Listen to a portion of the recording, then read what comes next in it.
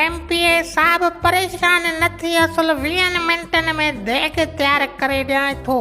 अहिड़ी टेस्टी कंदुसि देग खे ईअं खाईंदे जीअं गॾा लूसण खाईंदो आहे। अरे ओ बोरची, हिक ॻाल्हि त ॿुध, सैलाब मुतासिरनि जे राशन जी देग तैयार कराए खाइण जो त मज़ो ई पंहिंजो आहे। एमपीए साहब मां देग में 5 बोतलूं जुलाब जूं विधियूं आहिनि। खाइण खां पोइ हितां पटो कढींदो वेंदे घर ताईं सॼो हाइड्रो लॻो पियो हूंदे पोइ तोखे ख़बर पवंदी ग़रीबनि जो राशन कीअं खाइबो आहे। सिरोटे मोंडरा घणी बक न हण, चवां छा पंहिंजे सिपाही खे हणायां कुंधाक मथे वारा।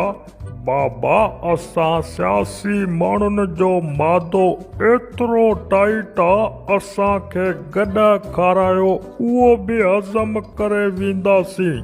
ही त ग़रीबनि जो राशन आहे। हे एमपीए साहब, सफ़ा को माण्हू जी धप ई न थई। हिकु त ग़रीबनि जो राशन खाई थो, ॿियो वरी गुथा लफ़्ज़ थो ॻाल्हाई। ही खुरपो ॾिसी थो न लवड़ करे अहिड़ो बूथ वारो ठोकींदो साए, डॉक्टर बि परेशान थी वेंदा त तोखे लॻो छा आहे।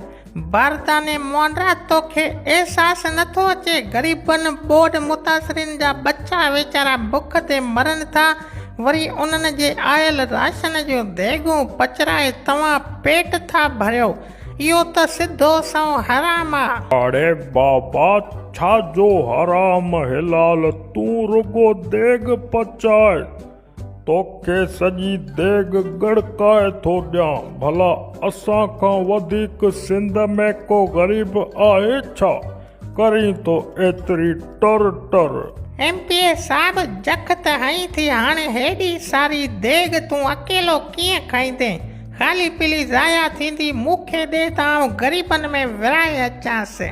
अरे बाबा, देग जो तोखे ॾियां, मुंहिंजा चमचा छा खाईंदा? बाबा, असीं सभु गॾिजी करे देग खे गड़काईंदासीं। असुल तरो ई कोन बचंदुसि।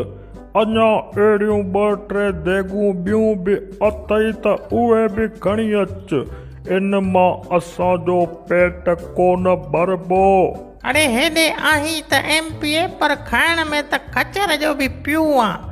सिंध वासियो, मुंहिंजो ही पैगाम गौर सां ॿुधो। इहे अथो असांजा पिछनी हुक्मरान, जंहिं 72 सालनि खां वठी असांजे हक़नि ते दाड़ो हयो आहे। ग़रीब बोड मुतासिरनि जा बच्चा बुख ते मरनि था पिया।